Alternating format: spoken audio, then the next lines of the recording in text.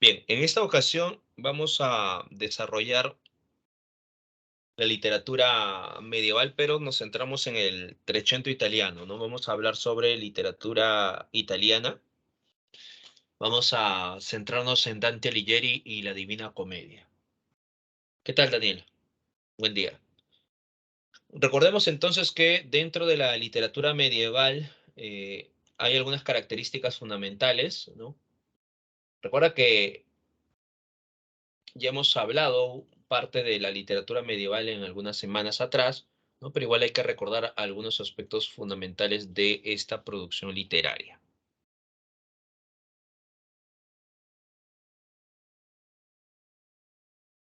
¿Qué tal, Tania? Buen día, Jonathan, buen día, Mari, buen día, Darwin. Buen día, Angie. La literatura medieval recuerda que comprende en este contexto del siglo V al siglo XV, ¿no? Vamos a observar la formación de lenguas romances, ¿no? ¿Qué tal, Ariana? Buen día. Recuerda que en este contexto la lengua oficial va a ser el latín, ¿no? Considerada la lengua culta. Sin embargo, vamos a encontrar también algunas manifestaciones literarias que se desarrollen a través de las lenguas romances, ¿no? O las lenguas vulgares, como también se le puede denominar. Surgen los cantares de gesta en este contexto de la literatura medieval. Recuerda que los cantares de gesta buscaban exaltar las grandes hazañas de héroes de una nación, ¿no? Los cantares de gesta nos mencionaba también el origen, el desarrollo de estas naciones. Entonces estamos observando estas características que se van a desarrollar dentro de la literatura medieval. Recuerda a los juglares y a los trovadores, ¿no? Los juglares eran aquellos poetas que lograban manifestar esta producción épica, ¿no? Los cantares de gesta, y los trovadores tenían más bien una temática sentimental, estaban vinculados a una noción lírica.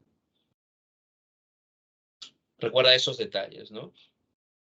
En el caso de España, ya las primeras manifestaciones literarias están dotadas en el siglo XI, las jarchas mozárabes, ¿no? Y en el siglo XII vamos a encontrar el Miocid, ¿no? Recuerda que el mío Cid es una composición, un cantar de gesta, donde se observa la temática del honor. Ya hace algunas semanas habíamos hablado ya sobre el mío Cid. Recuerda que habíamos mencionado un poco las características de esta obra y también el desarrollo del argumento de la obra El mío Cid. Es en el caso del siglo XII, ¿no? Una obra muy representativa en el caso de España. Pero si hablamos sobre literatura italiana, tenemos que mencionar el siglo XIV, ¿no?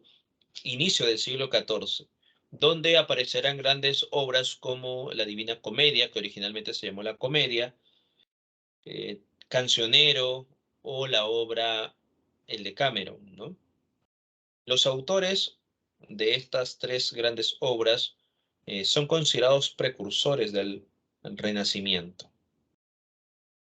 Sucede que en el siglo XIV van a aparecer los primeros brotes del humanismo y va a ser como el germen de la llegada del Renacimiento. Por eso que en este siglo XIV hay un quiebre al pensamiento medieval tradicional y se abre paso a la llegada del Renacimiento.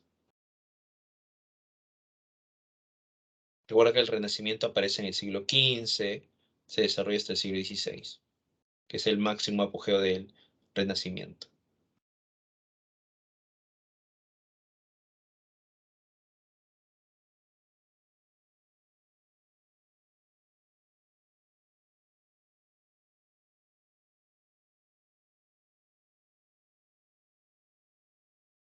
En el caso de Italia, como les estaba mencionando, se desarrolla el llamado Trecento, ¿ya?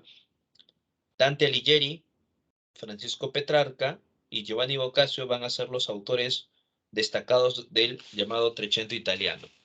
Ahora, en el Trecento italiano se está desarrollando una pugna política entre los güelfos y los gibelinos. Son dos facciones en Italia que tienen mayor poder. A su vez, estamos observando los primeros brotes del humanismo, una búsqueda de retornar a los postulados clásicos grecolatinos.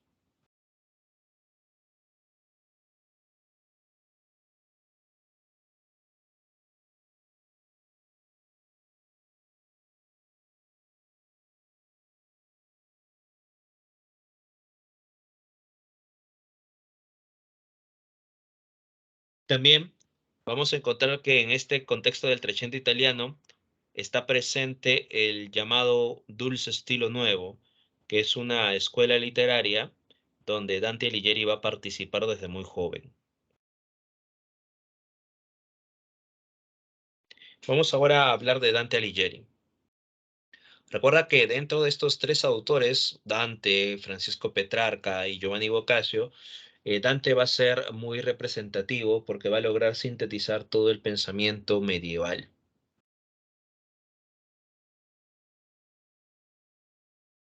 Es considerado entonces, ¿no?, el autor que logre sintetizar todo el pensamiento medieval que se presenta hasta esa época.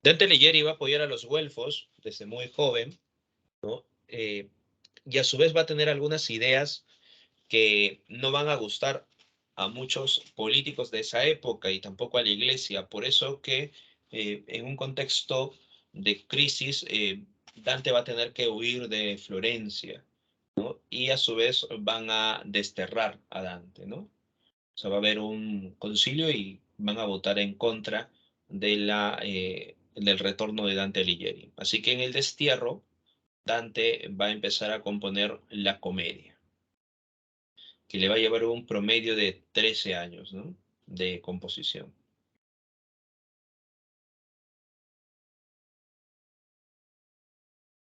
Las obras de Dante Alighieri podemos observar la visión aristotélica, la teológica, la concepción ptolomeica, se puede presentar dentro de la obra de Dante Alighieri.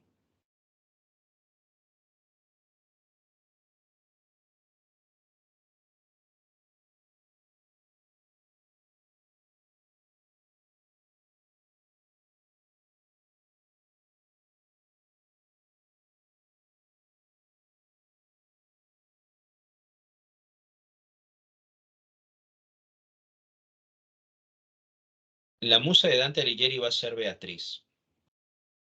Dante en una obra nos cuenta cómo conoce a Beatriz, ¿no? Nos habla sobre este encuentro a los 9 años y luego a los 18, y cómo va a idealizar a Beatriz. Y esto producto de la influencia del dulce estilo nuevo, donde él participó desde muy joven.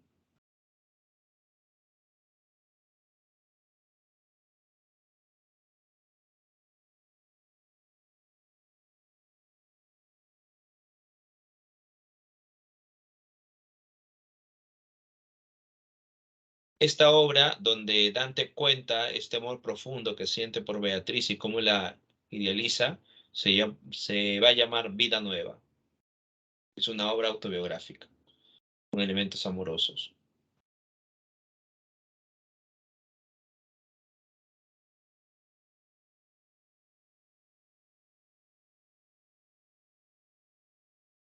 Ahora, ¿qué es el dulce estilo nuevo? El dulce estilo nuevo va a ser una escuela poética donde están presentes tanto Guidi Guinizelli, Guido Cavalcanti, y Dante Alighieri va a participar desde muy joven. En el dulce estilo nuevo se desarrolla la concepción divina del amor. Recuerda que estamos en una época medieval donde prevalece el plano religioso.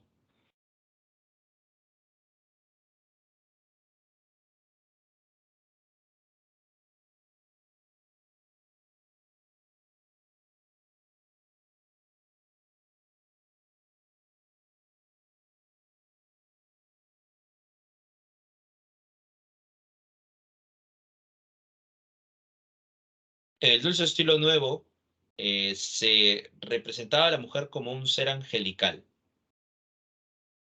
Así estaba configurado la amada, ¿no? Dentro de la concepción del dulce estilo nuevo. La idealización de la mujer como un ser angelical, un ser celestial en la tierra. Y por tanto, el poeta que se había enamorado de aquella mujer era considerado un pecador.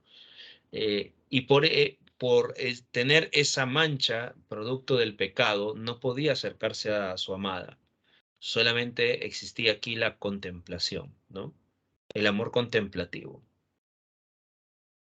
El amor, por tanto, va a generar que el poeta logre liberarse de estos pecados y sea digno de estar con ella.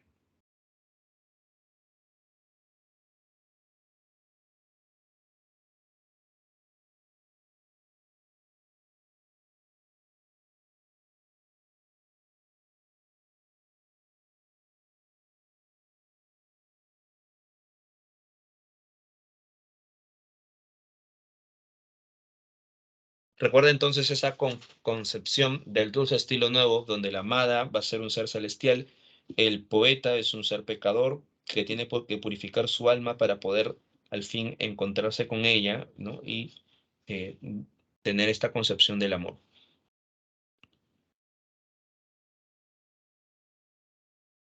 El dulce estilo nuevo también nos plantea un lenguaje sublime, un lenguaje artificioso, un lenguaje poético.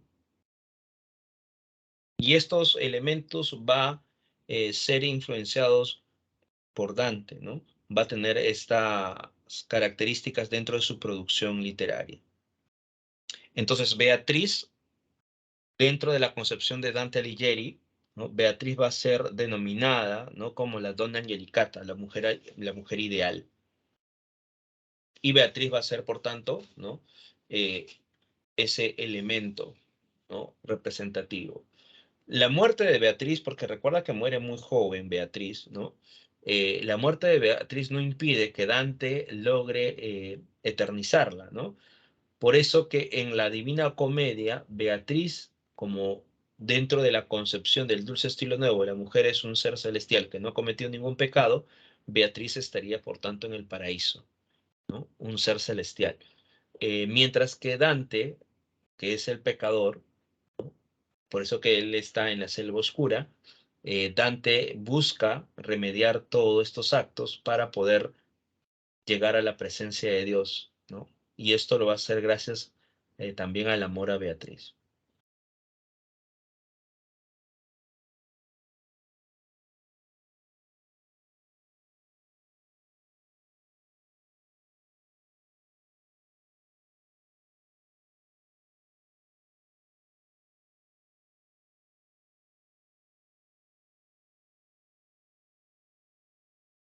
Otro elemento también importante de Dante Alighieri va a ser la revaloración al mundo grecolatino, en un contexto donde lo grecolatino es visto como un elemento pagano. Recuerda que en el contexto de la época medieval todo estaba vinculado o relacionado a la iglesia, ¿no? A la fe cristiana, y lo que contradecía o lo que se alejaba de estos elementos eran llamados paganos, ¿no? En el caso de Dante Alighieri, él va a revalorar el mundo grecolatino dentro de su obra literaria La Divina Comedia, ¿no? No va a ponerlo encima de la noción cristiana, pero sí va a estar presente dentro de su narrativa.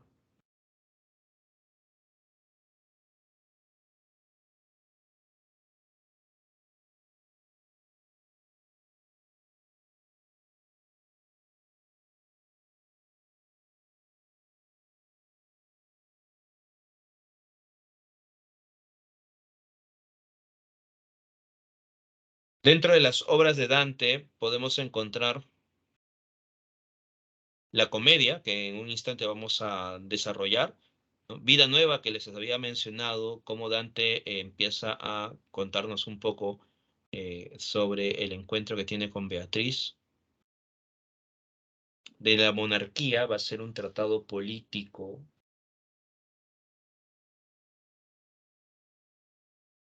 De la monarquía, Dante busca cuestionar el rol que está cumpliendo la iglesia en ese contexto, ¿no? La iglesia recuerda que está adquiriendo más poder, entonces Dante en la monarquía habla que la iglesia solamente se tiene que centrar en la salvación del alma, ¿no? Y no en temas mundanos o del mundo, como lo llaman, vinculados al emperador, ¿no?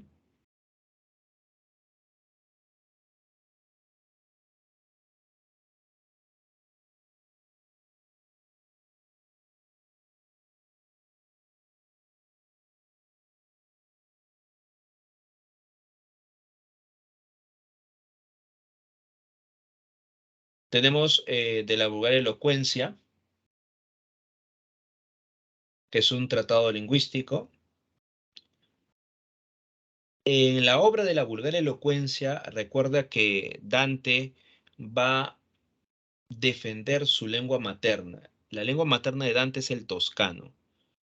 Tú bien sabes que en este contexto el latín era considerado la lengua culta, ¿no? Y el latín se utilizaba en oficios, documentos, etcétera, etcétera, ¿no?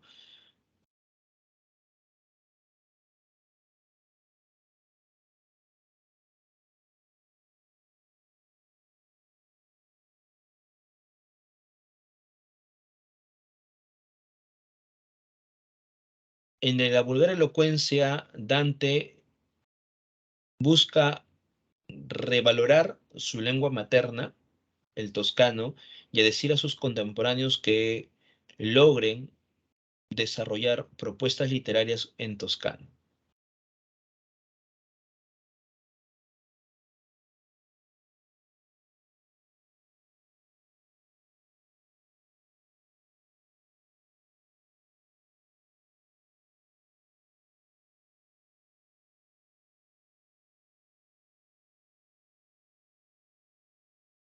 Entonces recuerda, de la vulgar elocuencia es un tratado lingüístico que hace una defensa a su lengua materna, que es el toscano, aunque esta obra está escrita en latín, ¿ya? Pero hace una defensa de su lengua materna, que es el toscano.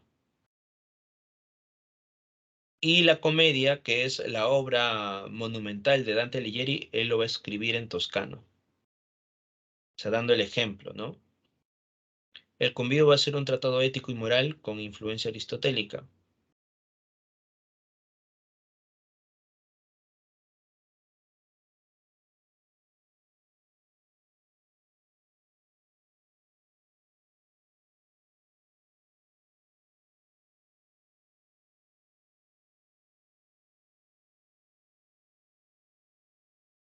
Idealiza a la mujer como la bella donna, la donna angelicata, manifestando así su acercamiento al dulce estilo nuevo, lo que habíamos mencionado hace poco, ¿no? La concepción divina del amor.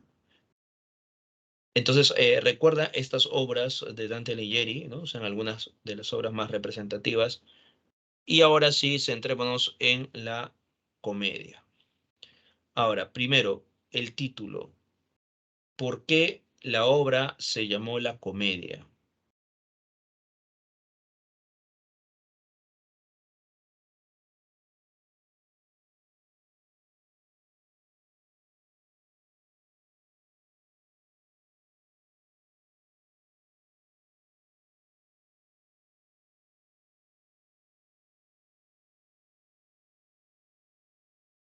Dante va a sacar el concepto de la literatura griega. Sucede que dentro de la literatura griega, recordemos, cuando se habla del teatro, ¿no?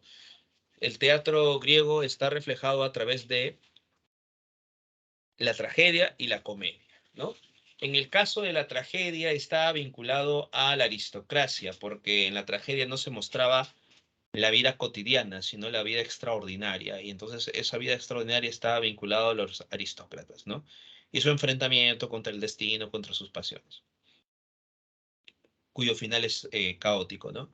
Mientras que la comedia mostraba la vida cotidiana.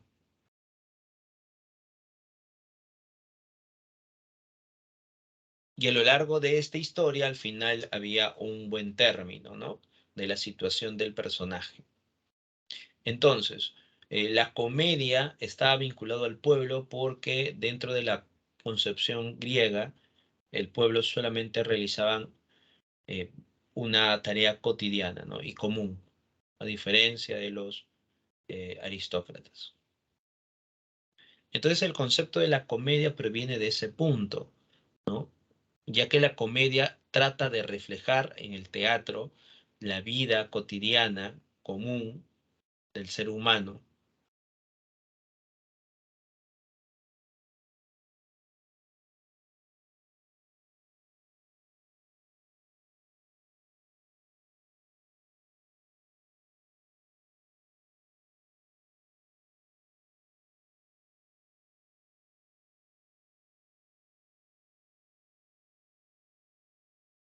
El género al que pertenece la comedia es el género épico y la especie es el poema épico o epopeya religiosa. Entonces recuerda, la comedia como título nos muestra cómo de pronto el personaje que representa al ser humano va a tener que pasar adversidades, ¿no? Como todo ser humano en la vida, y que a su vez eh, este camino que lleva al ser humano del retorno al camino del bien, a Dios. Entonces la comedia es la representación de la vida cotidiana del ser humano que en el transcurso de su existencia está tentado, ¿no? Por algunas pasiones, tentado por el pecado, pero que en ocasiones el ser humano puede liberarse de estas tentaciones y llegar al camino correcto a su existencia vinculado con Dios, al buen término, ¿no? De su existencia. Y por eso que Dante lo llamó la comedia. Más adelante se denominará Divina Comedia porque Giovanni Boccaccio va a leer la obra de Dante. Recuerda que Dante fue desterrado y por tanto su producción literaria en cierta medida va a ser vetada, ¿no? Va a ser vetada en Florencia, pero Giovanni Boccaccio va a releer las obras de Dante y va a revalorarlo, ¿no? Y en una de esas obras lee la comedia y lo adjetiva como divina. Giovanni Boccaccio es considerado el primer biógrafo de Dante, ¿ya? Bien, ya se entiende un poco el término de la comedia dentro de de la obra de Dante, ¿no? Y por acá nos dice Steven, profesor, en la vida real a Dante le gustaba Beatriz, pero ella no le correspondía y por eso se casó con otra persona, pero a Dante no le importaba mucho esto y por eso Dante la convierte en su doña Angelicata, o sea, más que nada la ama como una persona a quien aprecia. Claro, en la vida real, Dante, y eso nos cuenta en Vida Nueva, ¿no? Dante se ilusiona, se enamora de Beatriz, aunque no habla con ella, ¿ya? Dante no habla con Beatriz, ¿no? Solamente la contempla, ¿no? No hay un acercamiento profundo, ¿no? Entre Dante y Beatriz, solamente hay un sentido de una atracción o un vínculo más bien contemplativo, ¿no? Como se mostraba en Vida Nueva, ¿no? Como se mostraba en el caso del Dulce Estilo Nuevo, ¿ya? Entonces, ¿qué sucede? Dante no se acerca a ella para entablar una conversación, de pronto para, ¿no? Conocerse, sino que de pronto ese amor va a ser contemplativo, ¿no? Y esta concepción de la contemplación amorosa es un vínculo que se da en el Dulce Estilo Nuevo, ¿no? Recuerden lo que hemos mencionado, ¿no? Si hay un ser angelical como la amada, el poeta se siente como el pecador, manchado por el pecado. Por eso que el poeta no puede acercarse a ella, porque se siente no digno de estar con ella. ¿Y por qué se siente no digno de estar con ella? Porque es un ser pecaminoso, que puede manchar, ¿no? A un ser celestial. Entonces, ¿qué tiene que hacer? Para sentirse eh, digno de estar con ella, tiene primero que liberarse de su pecado. Entonces, este amor que siente a su amada Beatriz en este caso, le llevará o lo llevará a refugiarse en Dios, buscar la salvación de su alma y así poder en algún momento acercarse a ella porque ya se ha liberado de todo este pesar, de estos pecados. Entonces, al fin, cuando el poeta logre liberarse de todo ello, se acercará a su amada. Entonces, ¿qué sucede en ese transcurso? El amor contemplativo, ¿no? Como si fuese una visión platónica, ¿no? Que está vinculado a las ideas, ¿no? Entonces, eso es la concepción del dulce estilo nuevo que Dante lo va a realizar y lo va a manifestar en su obra Vida Nueva, ¿no? Beatriz se va a casar muy joven y va a morir también, ¿no? Muy joven.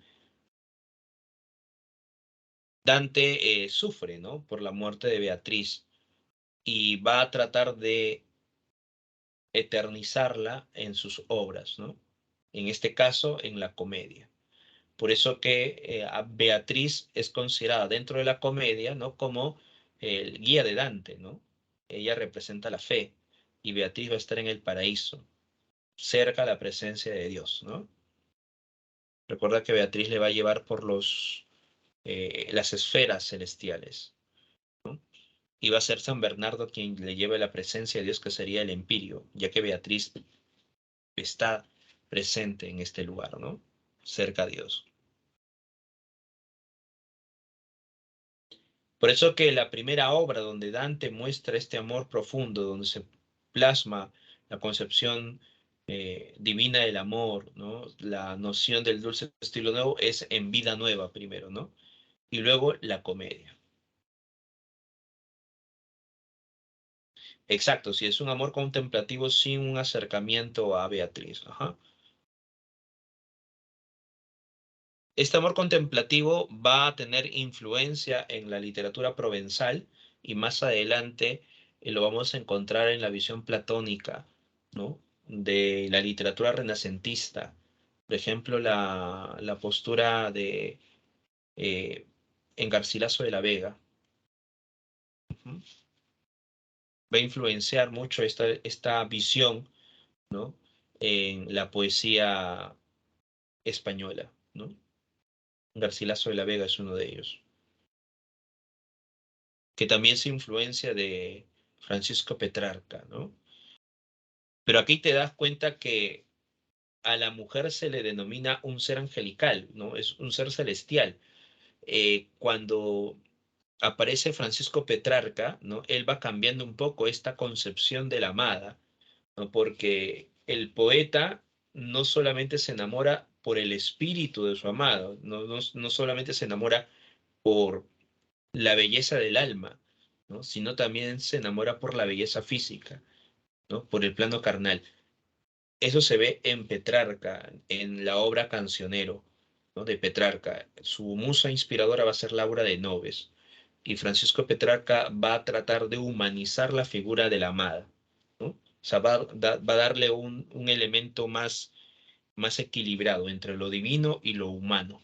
En cambio, en Dante Alighieri, la amada está vinculado a lo divino, ¿no? El ser celestial, lo divino. En Francisco Petrarca hay un equilibrio entre lo humano y lo divino. Petrarca recuerda que va a ser considerado uno de los primeros humanistas, padre del humanismo, ¿no? Giovanni Boccaccio, en cambio, va a tratar a su amada como un ser carnal. O sea, ya no está vinculado nada de lo divino, ¿no? Sino un elemento carnal. En el de Cameron eso se va a observar, ¿no? Con Giovanni Boccaccio.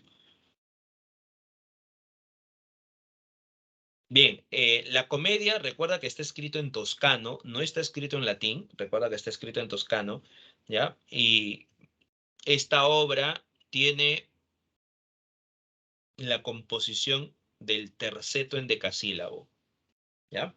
El terceto es una estrofa de 3 versos, cada verso tiene 11 sílabas, por eso se le llama terceto endecasílabo, ¿ya? Recuerda eso, terceto endecasílabo es la estrofa que se va a utilizar dentro de la comedia. Utiliza una serie de símbolos y también elementos alegóricos, los números constantes, el número 3, el 7, el 9 y el 10. El 3, por ejemplo, la representación de la Trinidad, ¿no? El 7, los 7 pecados capitales, los 9 círculos del infierno, ¿no? El número 10 como el número de la perfección, dentro de la concepción cristiana. Eso es lo que se está desarrollando dentro de este periodo, ¿no? Dentro de esta obra. La obra está dividida en tres partes más un prólogo, ¿no? En la primera parte consta de 33 cantos más un canto del prólogo, en la segunda parte 33 y la tercera parte 33 también. Dan, por tanto, 100 cantos, ¿no? No te olvides que esta obra está escrito en toscano.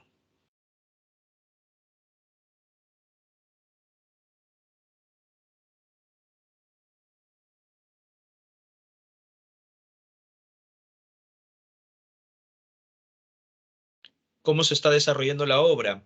Miren, aquí tenemos un gráfico, ¿no? Muy interesante.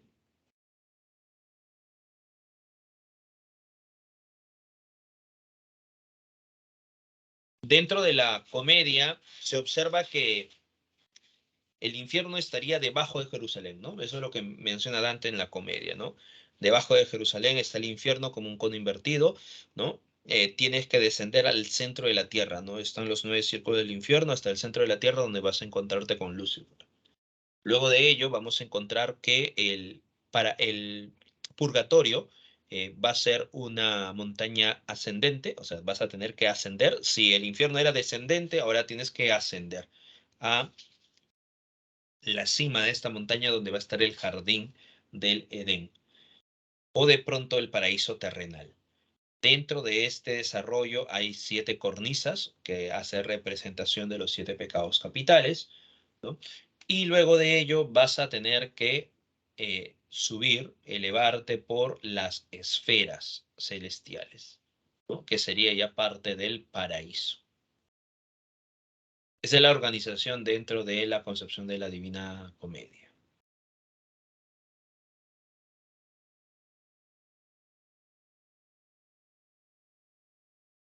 Ahora, ¿cómo se representan los castigos dentro de la obra? Recuerden que los castigos en el infierno van a ser castigos físicos, ¿no? Donde la consecuencia de estos actos va a ser el dolor por la eternidad, el sufrimiento eterno, ¿no? A excepción del círculo número uno, ¿no? En el círculo número uno, las almas van a tener el castigo de estar en medio de la oscuridad, ¿no? No va a ser un castigo físico como se va a observar desde el círculo 2 hasta el noveno, ¿no? En cambio, aquí en el círculo número uno solamente se va a observar eso, ¿no? Ese castigo, estar en medio de la oscuridad.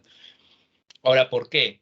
Porque los que están en el primer círculo del infierno son los no bautizados o las personas que vivieron en épocas antiguas, ¿no? No cometieron ningún acto, pero como no eran parte de la cristianidad, entonces no han sido, no han sido bautizados, son paganos y por tanto van a pertenecer a este primer círculo. Y como Dios representa la luz, y como ellos no han sido bautizados, entonces no tienen conocimiento de esta luz desde el plano alegórico, entonces carecen de luz, por tanto van a estar en medio de la oscuridad.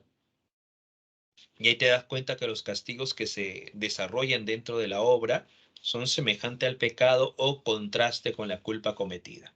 Por eso que los que están en el limbo, el primer círculo del infierno, van a estar en medio de la oscuridad, ¿no? Sin esperanza de conocer la luz. O sea, sin esperanza de salvación, sin esperanza de encontrarse con Dios.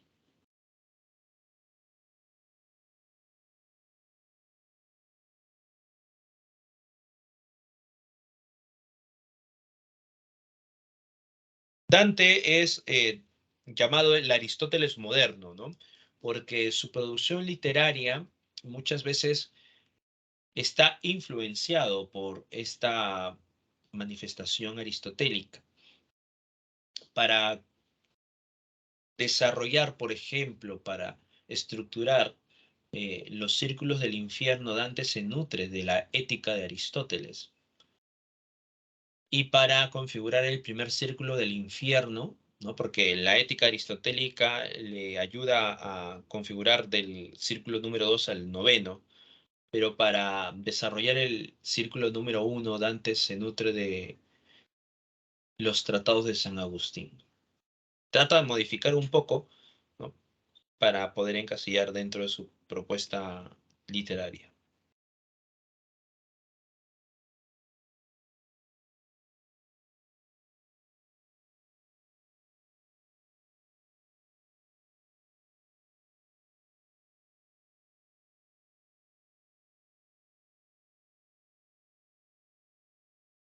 Aquí en el cuadrito puedes estar observando, ¿no?, cómo de pronto vamos a encontrar esta influencia.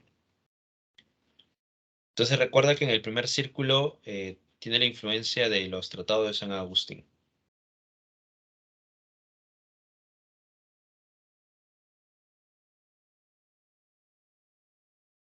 Dice, los pecados de incontinencia arrastrados por la fuerza del instinto, la lujuria, la glotonería, la avaricia, la prodigalidad y la ira.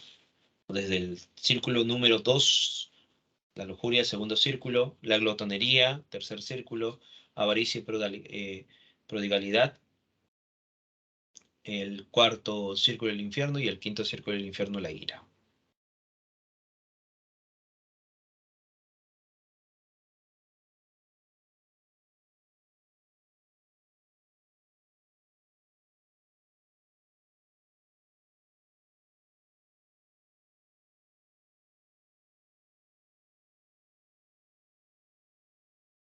Los pecados de bestialidad, las acciones cometidas fueron contrarias a lo que corresponde a la naturaleza humana. Sexto círculo del infierno, los herejes. Séptimo círculo del infierno, los violentos. Y los violentos están divididos en tres fosas, ¿no? Y la malicia, los pecados que se cometen con uso de la razón, es decir, que hay una intencionalidad previa y por eso son los más graves. Los fraudulentos, octavo círculo del infierno, y los traidores, noveno círculo del infierno. Entonces ahí estamos observando la influencia dentro de la concepción aristotélica que se muestra en la Divina Comedia.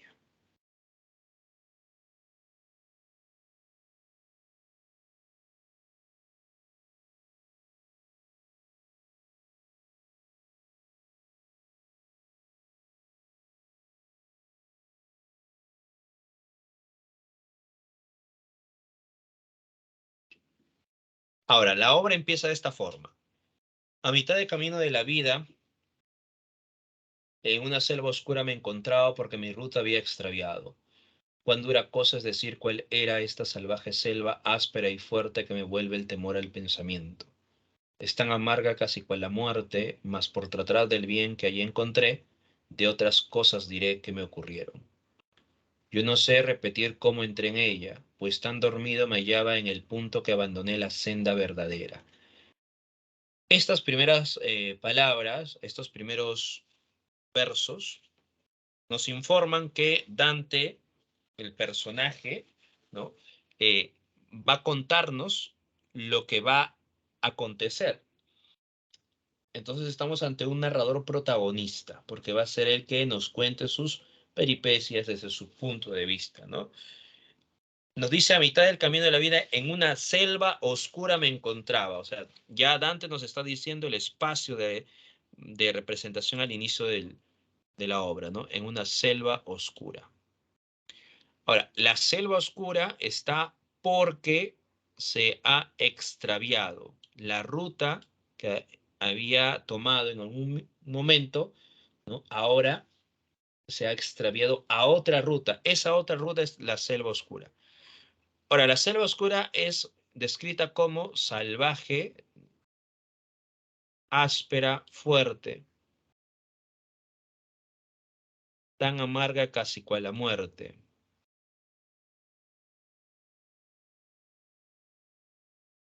Yo no sé repetir cómo entré en ella, o sea, en este camino de la selva oscura. Pues tan dormido me hallaba en el punto que abandoné la senda verdadera. Abandoné la senda verdadera. Ya, imaginemos que esta línea sea la senda verdadera, que sería el camino de la existencia humana, y por tanto la existencia humana tiene que ir ¿a quién? A Dios, ¿no? Dios es la luz, la representación de la verdad, por eso dice senda verdadera, ¿no? Tiene que llegar a la senda verdadera, a Dios. Pero Dante nos está diciendo que este camino que estaba tomando en algún momento se va a desviar, ¿no? Eh, y va a darse cuenta que ya no está en el camino o la senda verdadera, ¿no? Sino más bien ahora está en otro espacio, que sería la selva oscura, ¿no? Una ruta extraviada.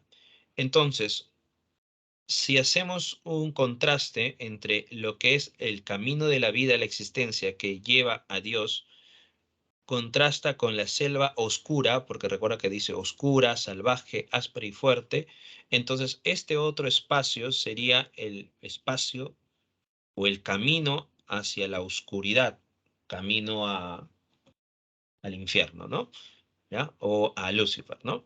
Entonces, esta ruta extraviada representaría, ¿ya?, el mundo del pecado, porque recuerda que es el reino de la oscuridad, ¿no? Vinculado al pecador, ¿ya? Estamos analizando, estamos viendo esta visión alegórica, ¿no? Cómo se ha analizado esta visión alegórica. Entonces, la selva oscura, ¿por qué de pronto decimos es el mundo del pecado? Porque contrasta con la senda verdadera, contrasta con el camino de la luz y de Dios, y este otro camino, que es el camino de la oscuridad, es el camino de Lucifer, por tanto es el mundo del pecado, ¿ya? La selva oscura es el mundo del pecado. Ahora, Dante está en este mundo del pecado. Si está dentro del mundo del pecado, Dante representaría alegóricamente al pecador o al cristiano débil, porque él recuerda que quería estar en esta senda verdadera, ¿no? Cristiano débil. ¿Por qué débil? Porque ha cometido pecados, ¿no?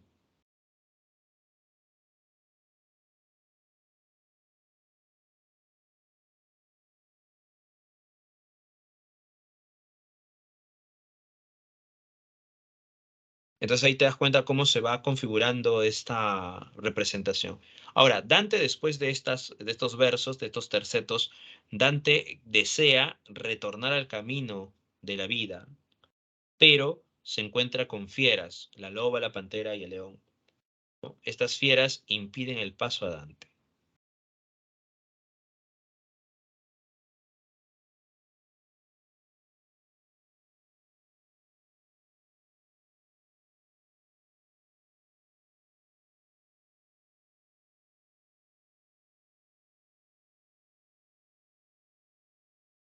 Dante, al observar a estas tres fieras, retrocede y pide clemencia, ¿no?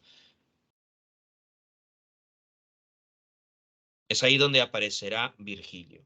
Pero las fieras que están dentro de este espacio de la selva oscura, que representarían las pasiones humanas, las tentaciones, para que el ser humano no pueda liberarse de este lugar extraviado y lograr retornar al camino del bien, ¿no? Por eso que las pasiones humanas serían las fieras. La loba, la pantera y el león. El león es la soberbia, ¿no? La loba es la avaricia y la pantera la lujuria.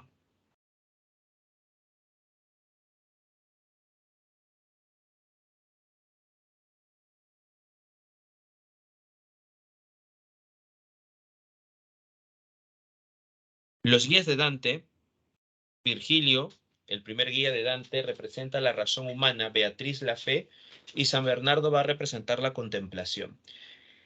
En el caso de Virgilio, recuerda que él pertenece a la época de Augusto, es parte de la literatura romana.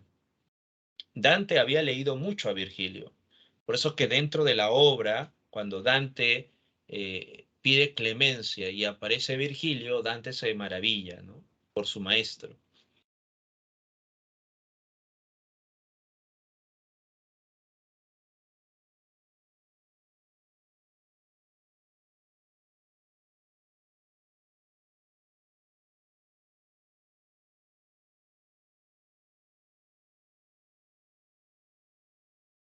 Claro, Virgilio es considerado dentro de la perspectiva de Dante como su mentor, su maestro, efectivamente, Paolo. Entonces Virgilio, cuando se encuentra con Dante, le menciona que una voz angelical, una voz celestial angelical, ¿no? Le habló indicando que busque a Dante, que cuide de él y que lo lleve por el camino correcto, ¿no? Entonces Dante escucha esas palabras de Virgilio y sabe que quien le ha mandado es Beatriz. Incluso Virgilio le menciona, ¿no? Vas a tener que pasar por el infierno, el purgatorio y te dejaré con ella.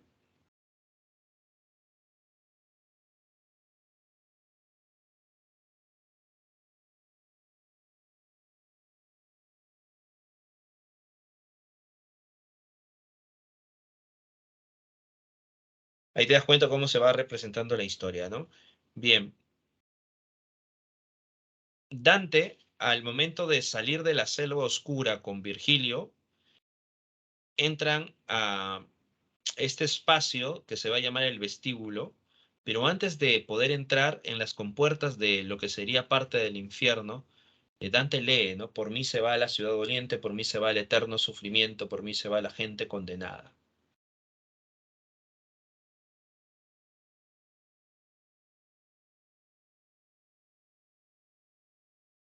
Dante y Virgilio logran entrar y encuentran estas almas que están yendo de un lugar a otro tras una bandera, ¿no?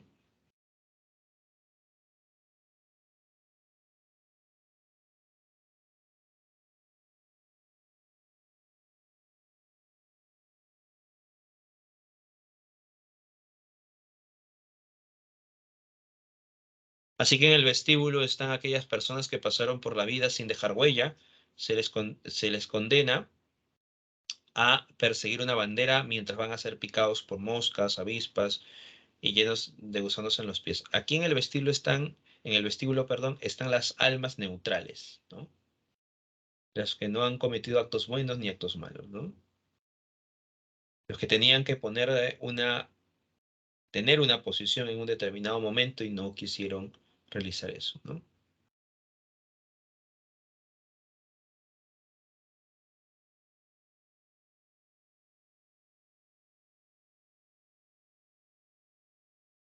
Luego de ello, Dante se encuentra con el barquero Caronte.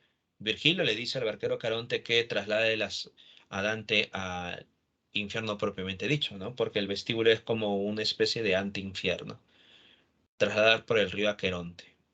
El barquero Caronte no desea porque Dante no estaba muerto, sin embargo Virgilio intercede y al final Caronte va a aceptar llevar a Virgilio y a Dante también, ¿no?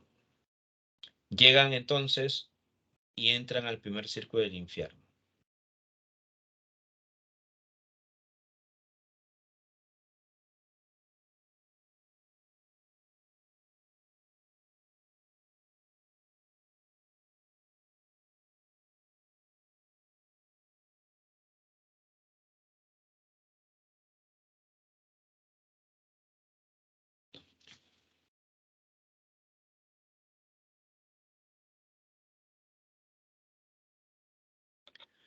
Ahí te das cuenta entonces cómo se está mostrando poco a poco estos elementos grecolatinos, ¿no? El río Aqueronte, el barquero Caronte van a ser elementos dentro de la postura grecolatina. Se están incorporando dentro de este desarrollo. Ahora, Dante, al llegar al primer círculo del infierno, va a entrar al lugar donde está el limbo. Recuerda que aquí pertenece Virgilio, ¿no? Los no bautizados no ven a Dios. El castigo, recuerda que va a ser estar en medio de la oscuridad, ¿no?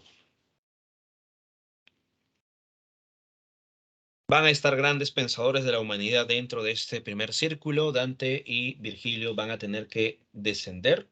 En el segundo círculo del infierno se encontrarán con Minos, el juez del infierno, que va a sentenciar a todas las almas al círculo que le corresponde. Minos va a ser también el guardián del segundo círculo del infierno.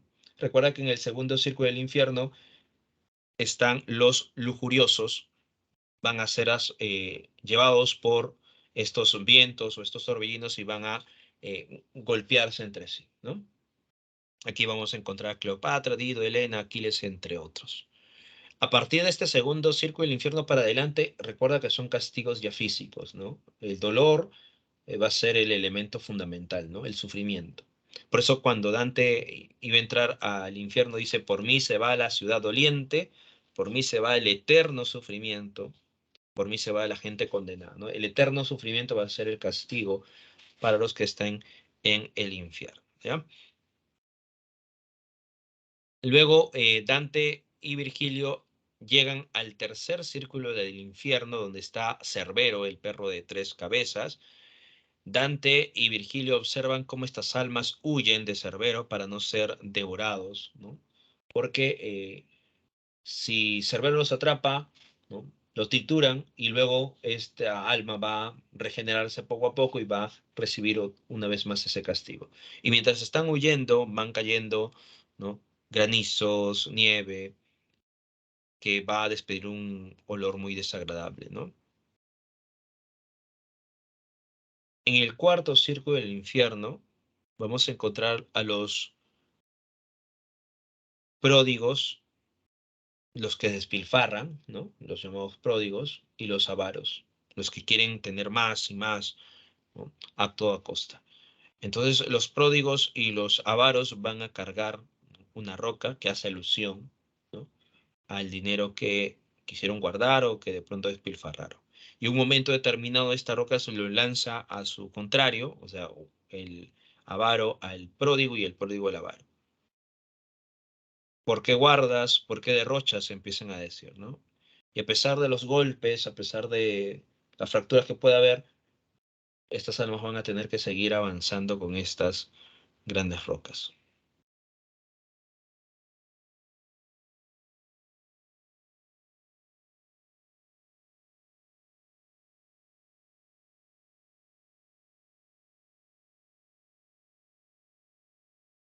Luego descienden al quinto círculo del infierno y Dante con Virgilio observan a los iracundos y a los perezosos. Los iracundos van a enfrentarse entre sí, hundiéndose en el fango, al igual que los perezosos que van a hundirse en el fango. Sin embargo, los perezosos no van a hacer nada, ¿no? Ellos van a hundirse, van a lamentarse, ¿no? En cambio, los iracundos van a enfrentarse, ¿no? Y van a desgarrarse la piel mientras van hundiéndose, ¿no?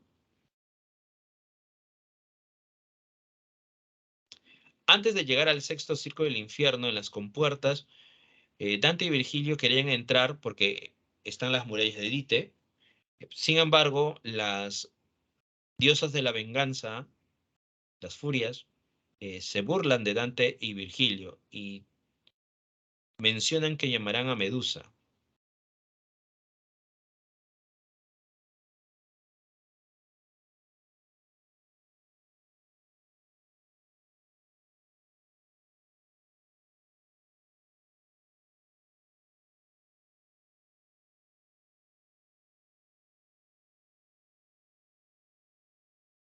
Cuando Dante escucha que ha de venir Medusa, Virgilio le dice a Dante que cierre los ojos, ¿no? Que no se preocupe, que él va a guiarle.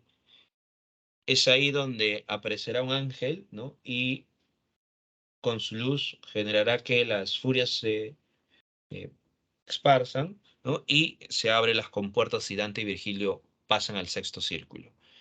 Aquí van a encontrarse a los herejes. Los herejes van a estar en estas lápidas y cuando salgan a emitir sus herejías, va a ser devorados por llamas de fuego, ¿no? Alusión a la hoguera, ¿ya?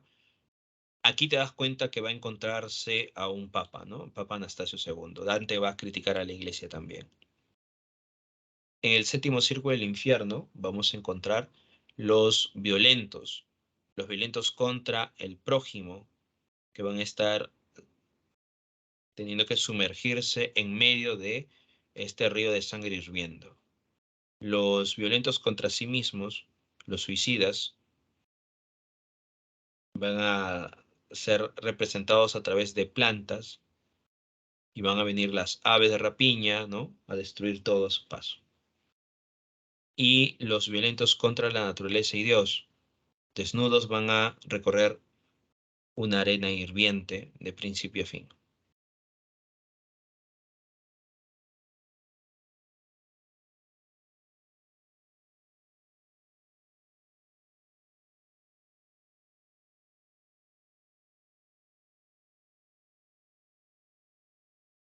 Este es el séptimo círculo del infierno custodiado por los minotauros, ¿no?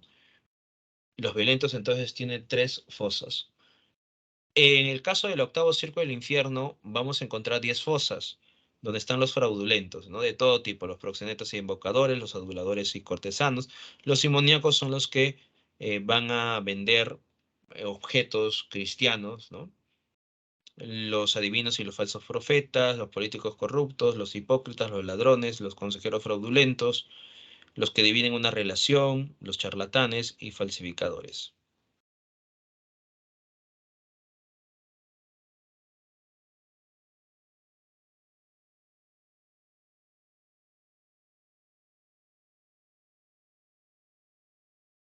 Cada círculo tiene, o cada fosa, no tiene sus propios castigos, ¿no? Pero todo esto está vinculado a los fraudulentos. Y el noveno círculo del infierno sería el Cosito, es el lugar más gélido de todo este infierno. Y aquí va a ser castigado los traidores.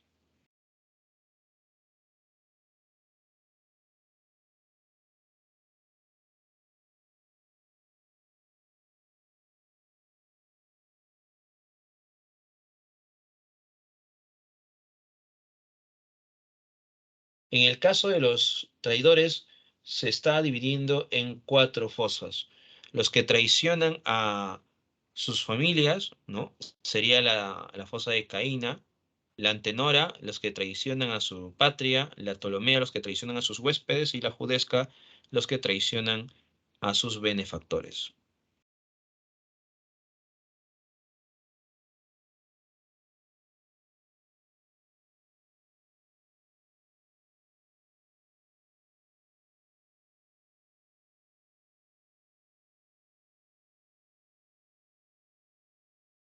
Dante y Virgilio observarán a Lucifer que en el centro devora a Judas y a los costados devora a Casio y a Bruto.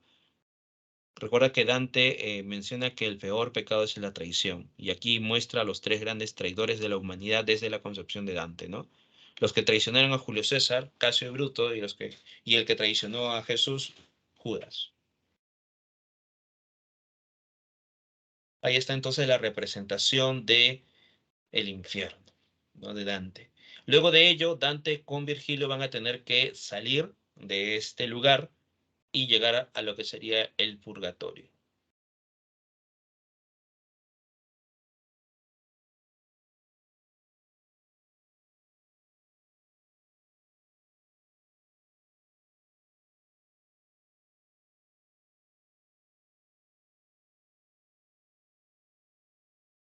Dentro de este pasaje, Dante y Virgilio llegan a lo que sería el antepurgatorio, ¿no? Catón va a ser el cuidador del antepurgatorio. Aquí va a haber dos cornisas, ¿no? Los que fueron asesinados de forma cruel, pero se arrepintieron, ¿no? En este último momento, ¿no? Van a resguardar aquí hasta que de pronto puedan purificar su alma. Vendrá un ángel y pondrá 7 peces en la frente de Dante, que simbolizan los 7 pecados capitales. Así que Dante y Virgilio, mientras va ascendiendo a cada cornisa, se va borrando una P en la frente de Dante.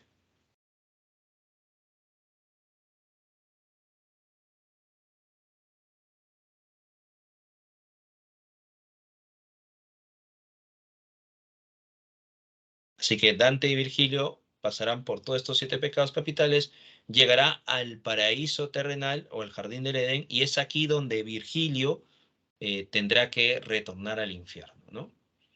Para ello, Beatriz bajará, Dante tendrá que purificarse, por eso que eh, tomará del río el Eteo, que borra los recuerdos malos, y se va a sumergir en el río Eunoé, que aviva los buenos recuerdos. Después de ello, junto con Beatriz, asciende.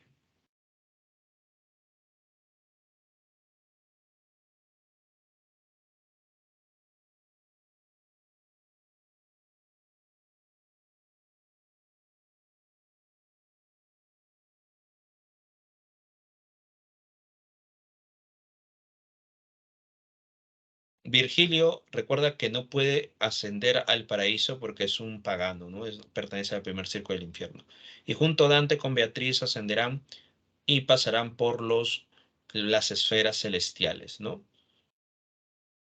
Hasta que de pronto Beatriz tiene que dejar a Dante para estar cerca a la Virgen María a través de un pétalo, ¿no? Es una rosa, en el centro está la Virgen y los otros pétalos están, por ejemplo, Santa Lucía, ¿no? Y Beatriz.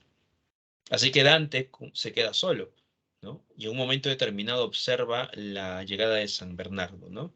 Así que San Bernardo le lleva al Empirio. El Empirio es el lugar donde supuestamente mora Dios.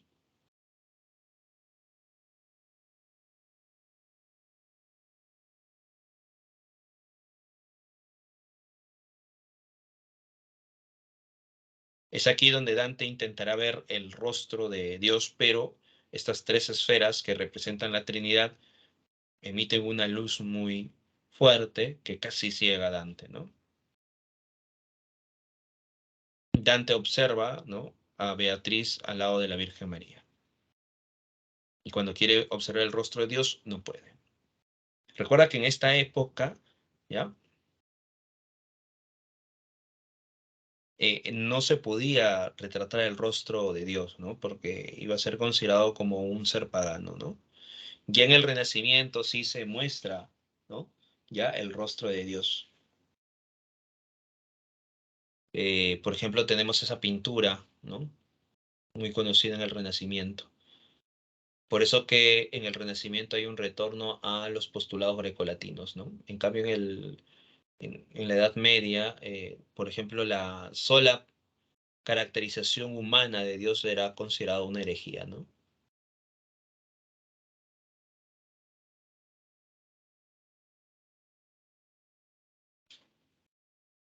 Bien, eso sería entonces todo el desarrollo de la Divina Comedia. Hemos estado utilizando la gran parte estas imágenes de un autor llamado Gustavo Doré, ¿ya? Es un ilustrador, ¿no? Ha logrado ilustrar grandes obras, entre ellas Don Quijote de la Mancha también, la Divina Comedia, ¿no?, como Don Quijote y otras obras clásicas. Hace poco había una pregunta, examen de admisión, que tocaron también, que utilizaron estas imágenes de Gustavo Doré, ¿no? Pusieron una imagen y mencionaron, de acuerdo a la pintura de Gustavo Doré y la obra Divina Comedia, en qué contexto se está desarrollando la imagen, ¿no? Más o menos así era la pregunta. Por ejemplo, la pregunta estaba relacionada a este pasaje, ¿no?, a este punto. La imagen era esto.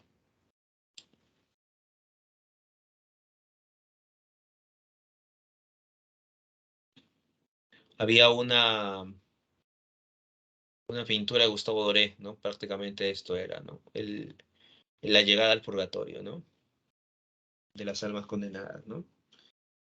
El purgatorio, ahí está justo lo que hemos puesto. A ver, ahora sí.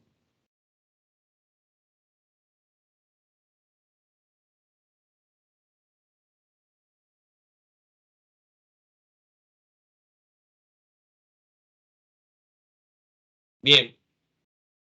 Ah, no, Dante, recuerda que él ha realizado toda esta travesía, ¿no? Por tanto, Dante, él está vivo, ¿no? Ha conocido toda esta travesía por Dios, ¿no? Como que Dios le ha dado una oportunidad a Dante. Por eso que Dante, después de querer ver el rostro de Dios, ¿no?, contempla la gracia de Dios y despierta, pues, ¿no? Ujú. En la obra y despierta. Si la pregunta es por Dante como autor, bueno, Dante es desterrado de Florencia, recuerda, y en el destierro escribe esta obra, la Divina Comedia, ¿no? Eh, Luego morirá ya de vejez, pero no se va a encontrar la última parte del paraíso, ¿no? Y más adelante, por eso que la obra de Dante Alighieri no se va a publicar completo, ¿no?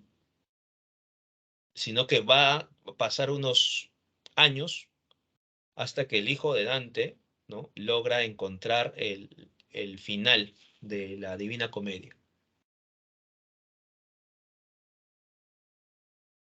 Y es ahí donde se publica al fin la obra completa de Dante. Incluso hay una leyenda sobre ese final de la Divina Comedia, ¿no?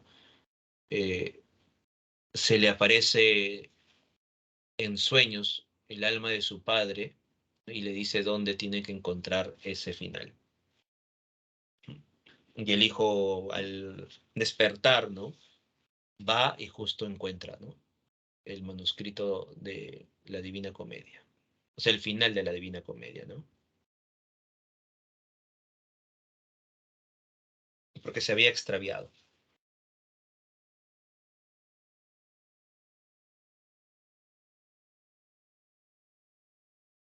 Bien, eso sería entonces la obra La Divina Comedia. ¿Cuál era la intención del autor? Por tanto, ¿por qué el autor nos plantea toda esta historia, toda esta obra? ¿Cuál era la finalidad entonces del autor para mostrarnos, ¿no?, esta producción literaria? Recuerda que Dante con esta obra busca generar en el lector una reflexión, ¿no? Nos muestra la travesía del ser humano, ¿no? A través de la existencia, ¿no?, el ser humano puede cometer pecados, caer en el infierno, arrepentirse de los pecados, estar en el purgatorio, o de pronto tener una vida plena, ¿no?, y ser bienaventurado para estar en el paraíso. Si te das cuenta, aquí hay algunos pecados que se cometen y que están relacionados también con el infierno, ¿no? ¿Cuál es la diferencia? Que los que están en el purgatorio, recuerda que ellos van a tener esperanza. Los que están en el purgatorio, recuerda que tienen esperanza de poder ascender al paraíso, ¿no? Lo que tienen que hacer es liberarse de ese pecado, ¿no?, de esa mancha, purificarse, ¿no?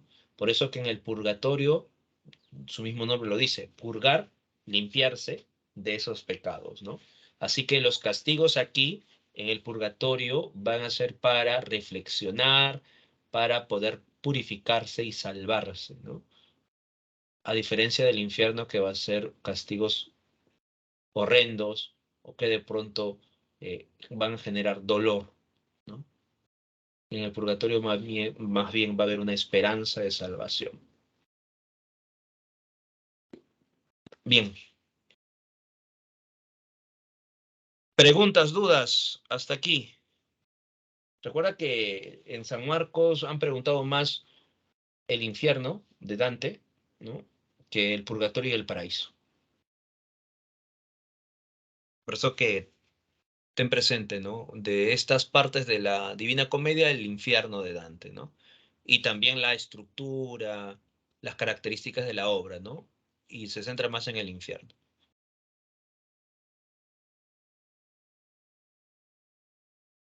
¿Dudas, preguntas hasta este momento?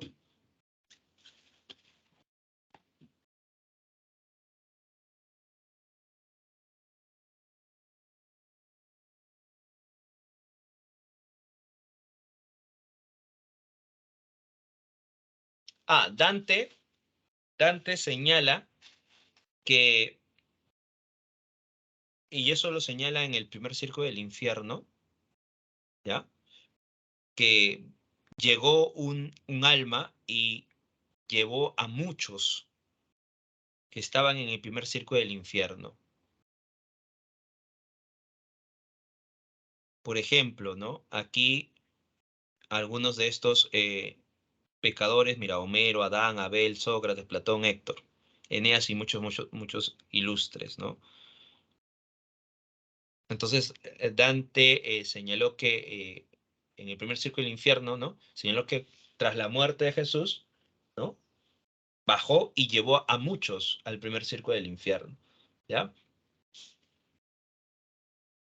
Y a su vez, Dante, más adelante, aquí, en el paraíso, ¿no?, nos menciona ya que aquí está Jesucristo y su séquito.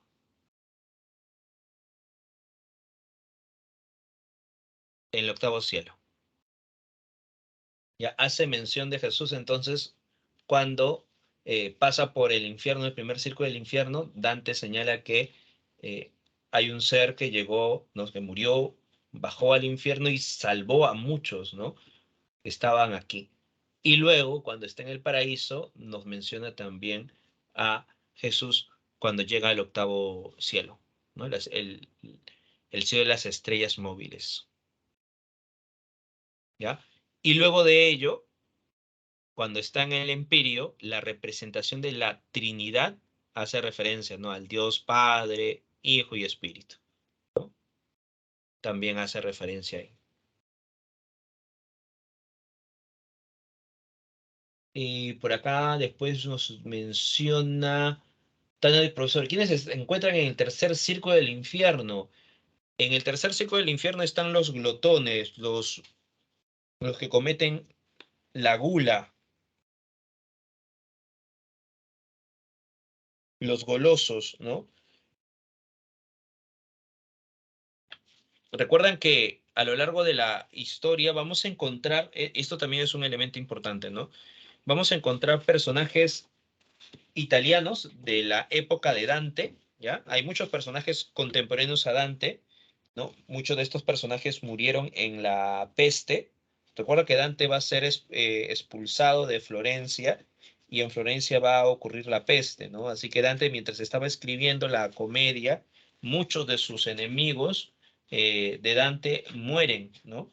En este contexto de la peste. Y Dante va a insertarlos dentro de este contexto, ¿ya? Vamos a encontrar personajes italianos contemporáneos a Dante, vamos a encontrar personajes bíblicos, ¿no? Personajes grecolatinos, tanto Grecia como Roma, no van a estar aquí presentes, ¿ya? Tanto personajes mitológicos como personajes históricos.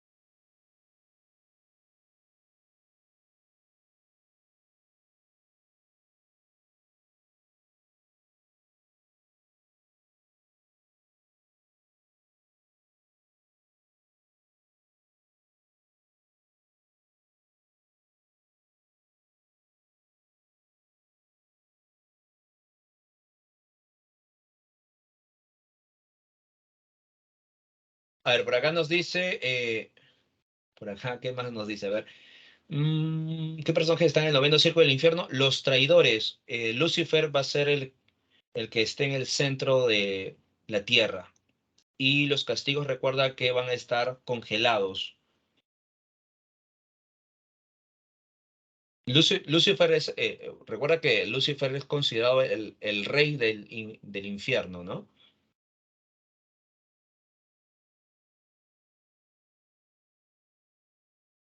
Steven, la mujer amada, no necesariamente la mujer en sí, sino la mujer amada, desde la concepción dantesca de la visión del dulce estilo nuevo, la mujer amada, o sea, la mujer a quien ama es un ser celestial, no la mujer en sí.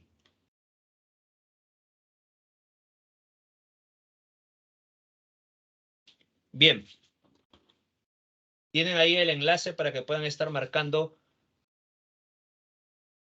las tres preguntas relacionadas a la clase de hoy. Steven nos dice, profesor, si la mujer es divina según Dante, entonces ninguna mujer ha de estar en el infierno ni en el purgatorio. Y como les decía, aquí se habla de la mujer amada, o sea, la concepción de la representación de la dona angelicata o la mujer angelical está vinculado a la amada, ¿no? O sea, el poeta se enamora de quién? Se enamora de la belleza no carnal, sino de la belleza espiritual y por tanto ama a quien es pura, ¿no? O sea, ama la belleza interior. Por eso que la amada va a ser considerada un ser celestial.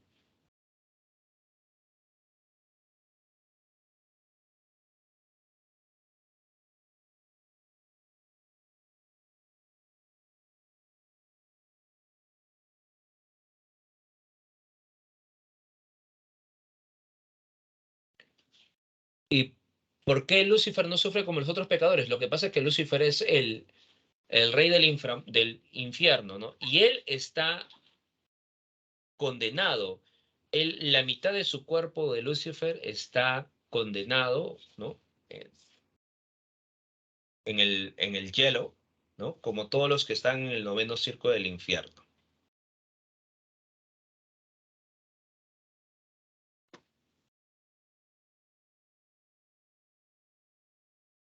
Y es Lucifer quien devora a los tres grandes traidores de la humanidad, ¿no? Casio, Bruto y Judas.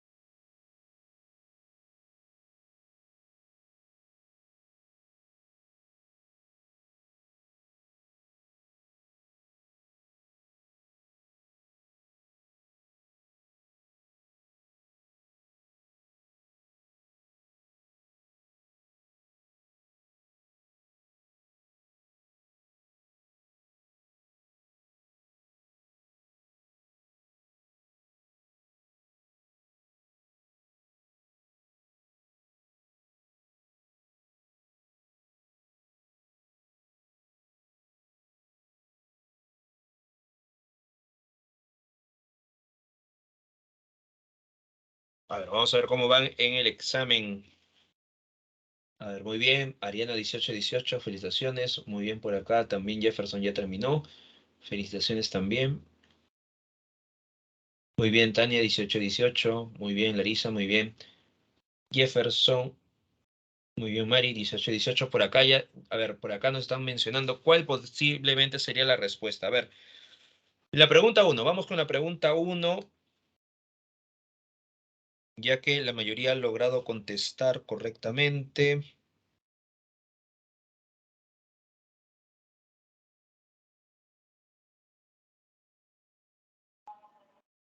A ver, ¿cómo van en el examen primero? Un 30-40% del salón ya ha contestado las tres preguntas.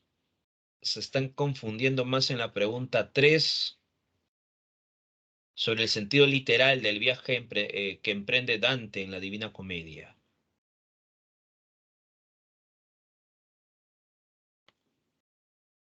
Bien, a ver, vamos con la pregunta uno que está proyectándose. A ver, dice, En relación a la Edad Media y su literatura marca la alternativa correcta. Dice, la lengua de la cultura escrita fue el latín. Recuerda que es considerada la lengua culta, ¿no? Sí. ¿Predomina el pensamiento antropocéntrico? No. No predomina la visión antropocéntrica. Los juglares renovaron el género lírico. Los juglares están vinculados a la épica, el cantar de gesta, no al género lírico. Ahora, dice, en la Baja Edad Media se inicia el feudalismo. Esto ya viene con un punto relacionado a historia, ¿no? Y eso es falso, ¿no? No se inicia el feudalismo en la Baja Edad Media. La respuesta sería solo uno.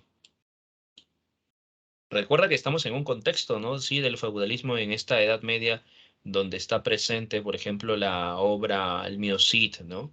Incluso en el contexto de la Divina Comedia, en algunos lugares también se está desarrollando esta concepción del feudalismo, ¿no?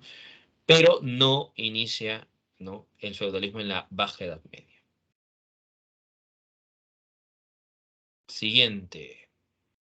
Otro punto también importante dentro de la literatura medieval, dice, en relación a los géneros cultivados en la Edad Media, lea el siguiente fragmento de un texto de la literatura medieval y marque la afirmación correcta. El conde Roldán cabalga por todo el campo, enarbola a Durandarte, afilada y tajante. Gran matanza provoca entre los sarracenos. Mira, conde Roldán, un personaje que está haciendo hazañas. Se está cantando estas hazañas de este personaje, de este héroe, ¿no? Entonces, ¿qué obra muestra esos elementos?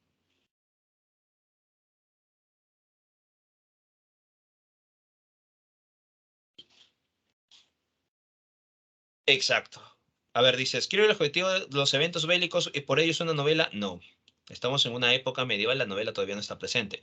Es un poema lírico compuesto por los trovadores en el sur, pero los trovadores no están vinculados a elementos bélicos. Es un cantar de gestas, ¿sí? Ya que narra las hazañas de un héroe guerrero, correcto. La respuesta es la C.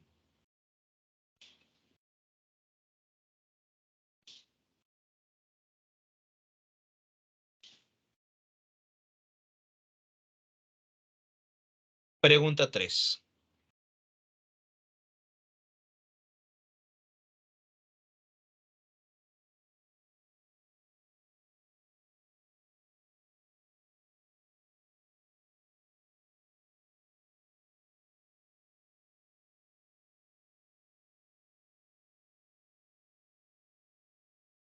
A mitad del camino de la vida en una selva oscura me encontraba porque mi ruta había extraviado. Se está utilizando el terceto en decasílabo. 11 sílabas métricas. Otra vez, terceto en decasílabo, ¿no? Y además está mostrándose el primer canto, ¿no? Está iniciándose la obra, primer canto, ¿no? Se aprecia el empleo de la sextina, falso, terceto en decasílabo. Corresponde al primer canto, pero dice de la sección del purgatorio, falso, ¿no? Porque recién va a entrar a la selva oscura.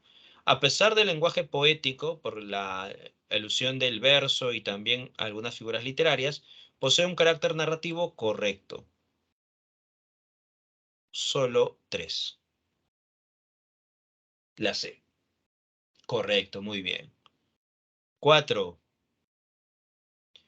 A ver, por lo que por tu bien pienso y decido que vengas tras de mí, y seré tu guía, y he de llevarte por lugar eterno. Yo seré tu guía. Ya, estas palabras es de Virgilio, ¿no? Virgilio le está diciendo a quién? A Dante. A Dante le está diciendo, yo seré tu guía. Donde oirás el aullar desesperado, verás dolientes las antiguas sombras gritando todas la segunda muerte. Mira, dolientes, antiguas sombras, aullar, desesperado. Aquí hace alusión a los que están en él infierno. y podrás ver a aquella que contenta el fuego, pues confían en llegar a bienaventuras cualquier día. Mire, y podrás ver a aquellas almas que contenta el fuego. O sea, estas almas no van a ser condenadas al sufrimiento, sino de pronto estas almas van ¿a qué? Estas almas van en cierta medida bien a ser aventuradas. O sea, aquí están en el purgatorio. Hace alusión al purgatorio. ¿Ya? Y si ascender deseas junto a estas, o sea, ascender al paraíso, más digna que la mía, allí hay un alma. Te dejaré con ella cuando marche. O sea, cuando Virgilio se marche, ¿le dejará a quién? Aquí hace alusión a quién. A Beatriz. Hace alusión a Beatriz. Ya recuerda eso. A Beatriz. Que aquel emperador que arriba reina, puesto que yo a sus leyes fui rebelde, no quiere que por mí a su reino subas. Entonces, aquí habla Beatriz y habla también del paraíso, ¿no? El espacio del paraíso. Bien. ¿Quién es el personaje responsable de las referidas palabras? Lo hemos mencionado al inicio, ¿no? Virgilio. ¿Y por qué mencionamos todo lo demás? Porque las siguientes preguntas hacen alusión a esto. Teniendo en cuenta los versos citados de la Divina Comedia en la anterior pregunta, ¿a quiénes se refiere el hablante en la tercera estrofa del fragmento? Tercera estrofa, primera estrofa, segunda estrofa, tercera estrofa. Aquí está la tercera estrofa. ¿A quién hace alusión? A los que están en el purgatorio. A ver, respuesta en la pregunta 5. Exacto. A los pecadores arrepentidos del purgatorio. Y la pregunta 6, en la penúltima estrofa del fragmento se alude a quién? Con la expresión más digna que la mía, allí hay un alma, a Beatriz. Y con ello podemos deducir la influencia del influencia. Exacto, la influencia del dulce estilo nuevo.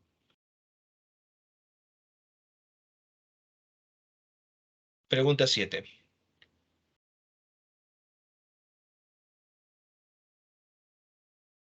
Sobre esta imagen de Gustavo Doré, inspirada en la Divina Comedia.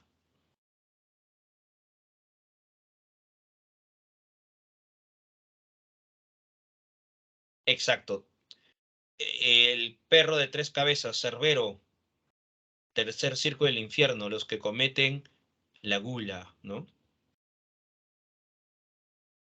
La 7 y la D.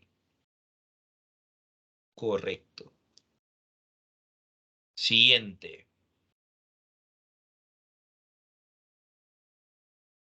Mira, me dijo, las feroces erignias.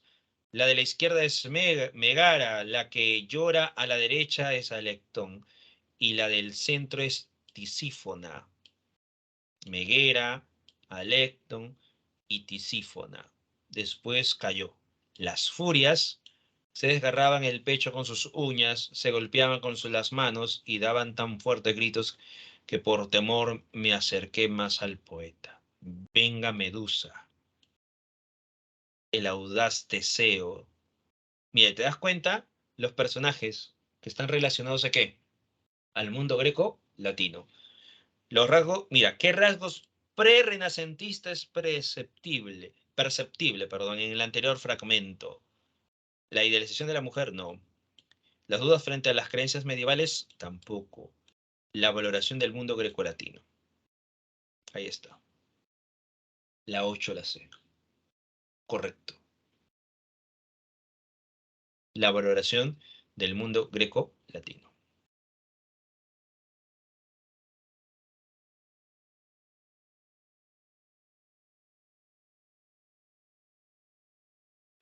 Alma Cortés de Mantua, de la cual aún en el mundo dura la memoria, y ha de durar a lo largo del tiempo, mi amigo, pero no de la aventura, tal obstáculo encuentra en su camino, por la montaña, que asustado vuelve, y temo que se encuentre tan perdido que tarde me haya dispuesto al socorro, según lo que escuché de él en el cielo. Ve pues, y con palabras elocuentes, y cuanto en su remedio necesite, ayúdale, consuélame con ello. ¿Quién le dice estas palabras y a quién va referido estas palabras? ¿Quién dice estas palabras y a quién va referido esto? Quien dice es Beatriz y le está diciendo a quién. Exacto, a Virgilio, ¿no? Beatriz, a través de Virgilio, busca socorrer a Dante de la vida pecaminosa. Respuesta, por tanto, la B. Bien. Hasta aquí nos quedamos entonces. Nos vemos hasta la siguiente semana. Recuerden que la siguiente semana, la siguiente clase, vamos a hablar sobre el Renacimiento y el Barroco. Nos vemos entonces hasta la siguiente. Cuídense. Buen día para todos ustedes. Buen fin de semana para todos. Recuerden que ya pueden descargar el material de, bueno, la teoría de la clase de hoy. Ya lo pueden descargar.